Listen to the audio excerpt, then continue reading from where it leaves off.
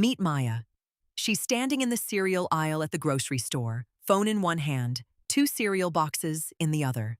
One box is big, one is small, and she has absolutely no idea which is the better deal. Sound familiar? That moment, right there, that's a unit rate problem, and by the end of this video, you'll be solving these like a total math pro. Let's go. Before we help Maya, let's build our foundation.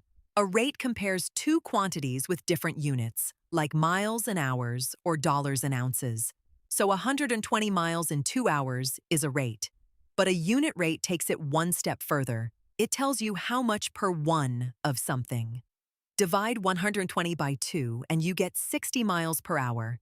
That little word per is your signal that you're looking at a unit rate. Easy, right? Here's the secret formula, and it's beautifully simple. Take your total amount and divide it by the number of units. The result is your unit rate, and the denominator becomes 1.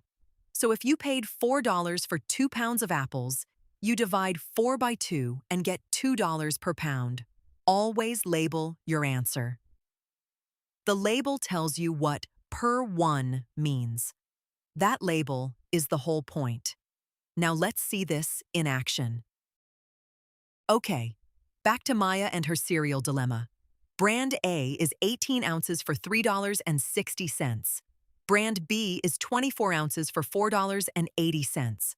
Both look reasonable, but which is actually cheaper per ounce? This is exactly where unit rates save the day. We need to find the cost per 1 ounce for each brand. Once we have those unit prices, comparing them is a piece of cake, or in this case, a bowl of cereal. Let's work through both. For brand A, we divide $3.60 by 18 ounces. 3.60 divided by 18 equals 0.20. So brand A costs 20 cents per ounce. Now brand B, we divide $4.80 by 24 ounces. 4.80 divided by 24 also equals 0.20. So both brands cost exactly 20 cents per ounce. They're the same value. Maya can pick either one or choose the bigger box since she loves cereal. Unit rates told us the truth. Now Maya's family is planning a road trip to visit her grandparents.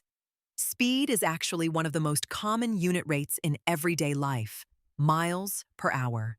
Miles is the distance, hours is the time. And when you divide, you get the speed per 1 hour. Once you know the unit rate, the speed, you can figure out how far you'll travel or how long the trip will take. Road trips just got mathematical.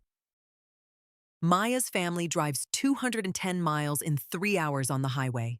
What's their speed? Divide 210 by 3. That gives us 70 miles per hour. That's their unit rate. Now here's the cool part. They want to know how far they'll travel in 5 hours at that same speed. We multiply our unit rate by 5. 70 times 5 equals 350 miles. So in 5 hours, they'll cover 350 miles. Unit rates don't just describe, they predict. That's powerful math right there. One of the most powerful ways to use unit rates is comparing two options. The strategy is always the same. Find each unit rate, then line them up side by side. Like this example, $2.40 for 6 items versus $3.50 for 5 items. Divide 2.40 by 6 and you get 40 cents each. Divide 3.50 by 5 and you get 70 cents each. The first option is way cheaper per item. Once you can compare unit rates, you're basically a professional bargain hunter. Maya is at the state fair and wants to buy ride tickets. Stand A sells 5 tickets for $7.50. Stand B sells 6 tickets for $9. Which stand has the better deal? Let's find each unit rate. Stand A, divide 7.50 by 5. That's $1.50 per ticket. Stand B, divide $9 by 6. That's also $1.50 per ticket. They're identical again. Maya's having quite the day. Every comparison turns out equal. But now she knows how to check for herself. Here's one you'll love. Maya babysits and earns $36 for 4 hours of work. What's her hourly rate? Divide 36 by 4. That equals $9 per hour. That's her unit rate. Now her neighbor asks, "Can you babysit for 7 hours this weekend?" Maya wants to know what she'll earn. Multiply the unit rate by 7. $9 times 7 equals $63. Maya just calculated her own paycheck using a unit rate. Now that is math with a real purpose. Way to go, Maya. Let's try one more. Maya's friends Jordan and Priya are in a reading challenge. Jordan reads 90 pages in 3 days. Priya reads 70 pages in 2 days. Who reads faster? Find each unit rate. Jordan, 90 divided by 3 equals 30 pages per day. Priya, 70 divided by 2 equals 35 pages per day. Priya reads 35 pages a day versus Jordan's 30 pages a day. So Priya reads faster. Even though Jordan read more pages total, Priya has the higher reading rate per day. That's the magic of unit rates. They make fair comparisons.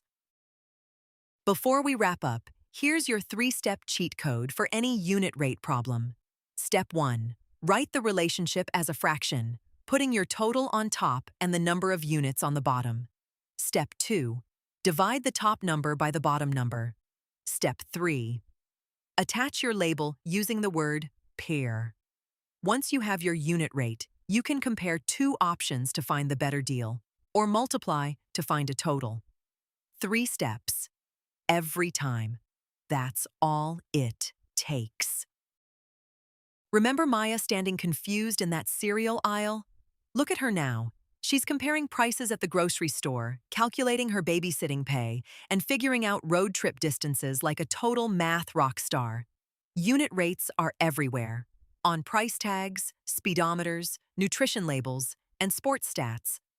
A unit rate tells you how much per one, and once you know that, you can compare, predict, and make smart decisions. Parents, this is a great skill to practice